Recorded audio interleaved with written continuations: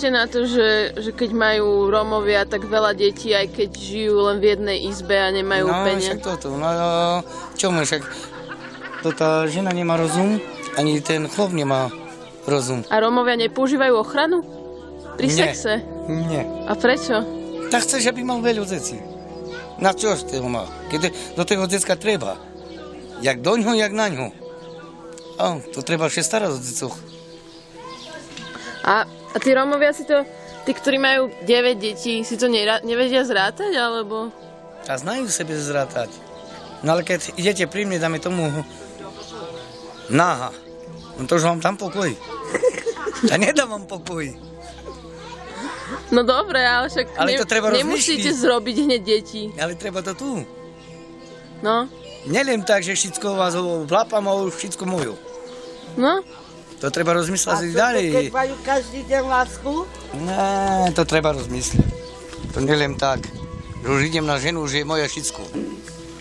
Hovorím, je to na takej, oni sú na takej úrovni, že oni fakt konajú budovo. Tí, ktorí majú akože tých 9 detí teraz, v terajšej ich situácii, lebo predtým to bolo iné, aj, že mali tých 9 detí, tak to bolo aj také, myslím si, že nechcem povedať, že je normálne, ale akože bežné.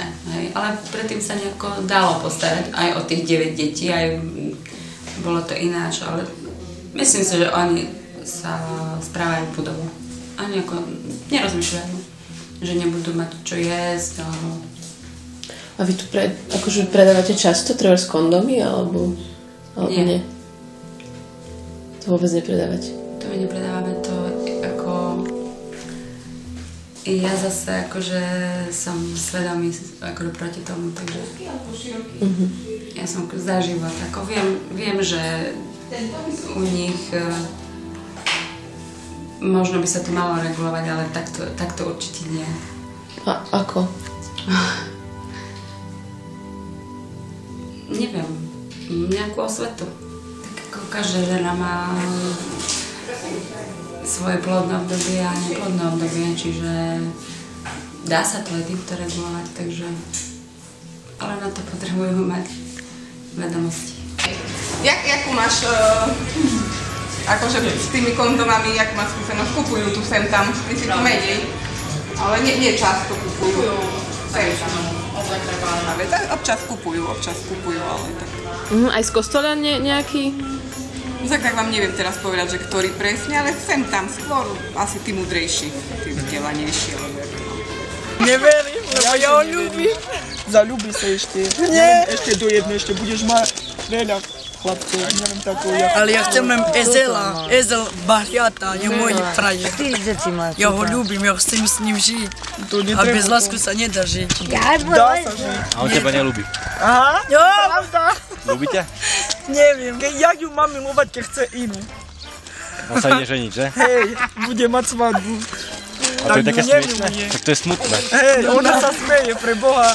Už nemám čo robiť. Nenormálne. Zo žaľu nemám čo robiť. Ja som bol u tej gynekologičky v Košiciach, ku ktorej chodia ženy z Keceroviec a dievčatá z Keceroviec. A ona hovorila, že proste tu je jeden zásadný problém, že s antikoncepciou, že proste ako zabrániť tomu, aby nemali 5 detí, 6 detí, 15 detí, ja neviem koľko detí. A ona hovorí, že pre muža je jeho ochrana tabu. Hej. To jeho hrdosť nedovolí, aby použil mužskú ochranu. Pre ženy ženská ochrana je tabu, pretože poprvé musia cestovať do Košic, keď si chcú zaviesť toho motylika, ako to telesko, to stojí peniaze. Tabletková antikoncepcia stojí peniaze. Proste takto vychádza, že ľudia, ktorí neuvažujú, nerozmýšľajú a majú 12, 13, 14 detí. Oni robia z lásky to. Lebo tá gynekologička hovorila, že pre rómskeho muža to je urážka, čo ja budem nejakú...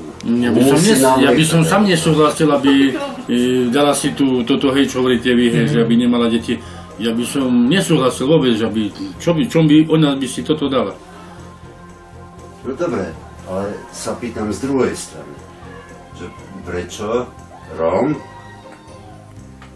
nepoužije ochranu? Cigán to nepoužije. Lebo on hovorí, nemám povedať frašovne, už keď to robím, tak už nebude nejaký výsledok. Pozrite sa, ja vám poviem takto. Oni, príklad, zoberme tu na Sibír hore, len jednu miestnosť majú. A teraz zase budem udeliť zblídko. No však keď si to chlap dá, pre Boha, a keď deti sú do chyži, čo potom s tým po konci?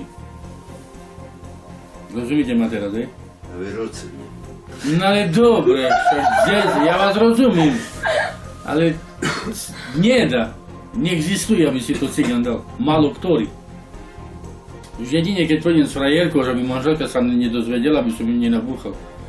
Ale tak, že so svojou manželkou nedá ani jeden cigán, pochybujem.